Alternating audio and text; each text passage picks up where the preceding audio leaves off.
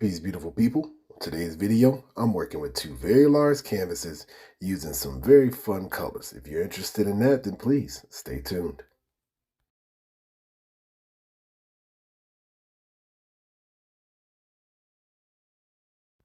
So with today's pour, we're actually going to be laying the basis for a mixed media piece.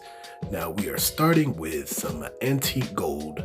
We are also going to be using some folk art pure gold. All of our metallics will be folk art brand as well as our regulars.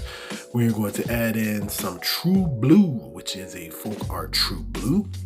We are also going to utilize a deep gray, and some may find it as a slate gray, but it's a deeper gray. And then we're going to add in some antique white, which is going to work in the painting and not simply as our base mover.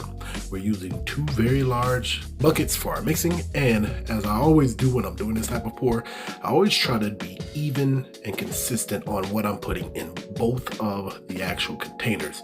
The reason being is because I'm trying to create a seamless piece. Now, in order to get that, you want to try to be as close to the same as possible, even though you're not going to get the same thing.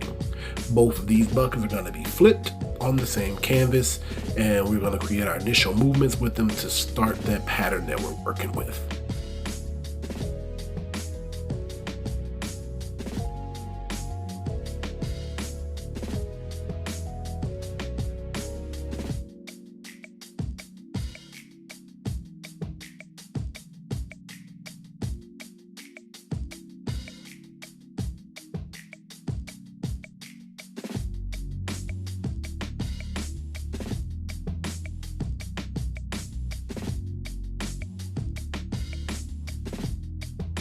So as I mentioned in the intro, these are the largest canvases that I've ever worked with in any form of art.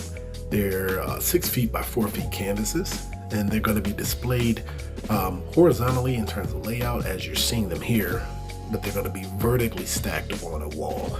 The goal of this is to try to create what appears to be one art piece but flowing between two canvases. Now, doing that with fluid art is always a challenge, but I always love to allow the colors of the paint, how they move, to direct where I go once I start to embellish these canvases. Now that I got both of my buckets ready, it is time to start our flip cup technique. On this one, I actually really love to use a flip cup and a bit of a drag technique. And basically that just means that I'm going to slightly move the paint around on the canvas to kind of create a little bit of variation. This is something that I've always found working well for this style of a pour, whether it's on a large canvas or a smaller canvas. I'm going to try to do the same on both, and as you notice there, I slightly squeeze the bucket to release a little bit more of that paint as I begin to move it. Different from my other pours, I'm going to be using one of my included colors, which is the antique gold, as my flow assist. And basically that just means it's an additional color that's going to go around the main composition and encourage those paints to move around a bit on the canvas. I think this is a very important step to add into these style of pours. If you didn't do a base coat, which would also help to get paints to move, but on a canvas this size, I decided against the base coat and just want to allow just the paint to be what causes the motion. So our antique gold flow assist is now laid, and we are going to get some movement going.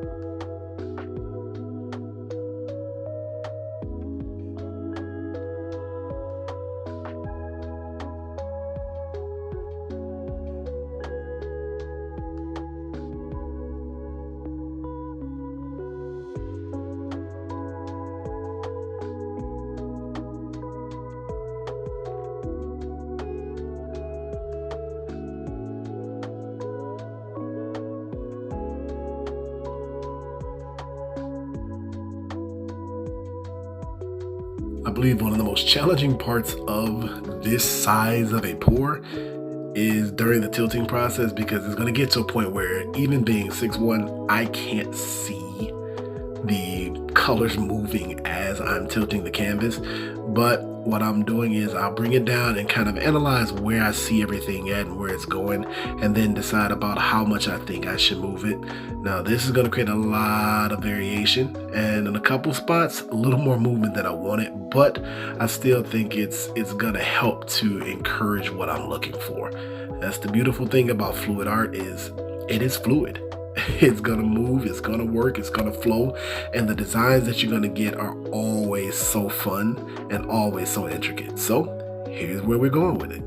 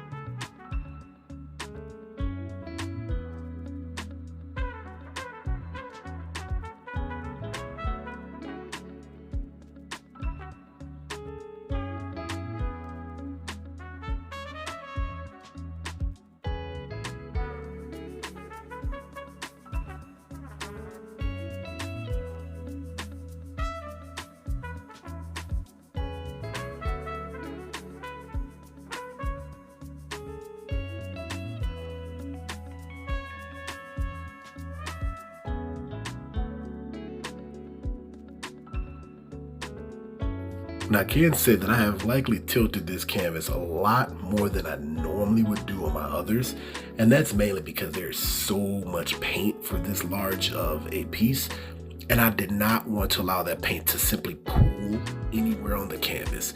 I'm going to cover the edges a bit more here, which I'm not worried about how specific they are in terms of turnout, because I'm going to be creating a floating frame for this one. And there you have it. I absolutely love the way that this came out. I love the way that it gives kind of an earthy feel, even though that wasn't the intent. And I also went on and did the second canvas as well. I just didn't record that one, but same colors, different type of movement on there. Hopefully you guys enjoyed that. Please leave me a comment and let me know what you think.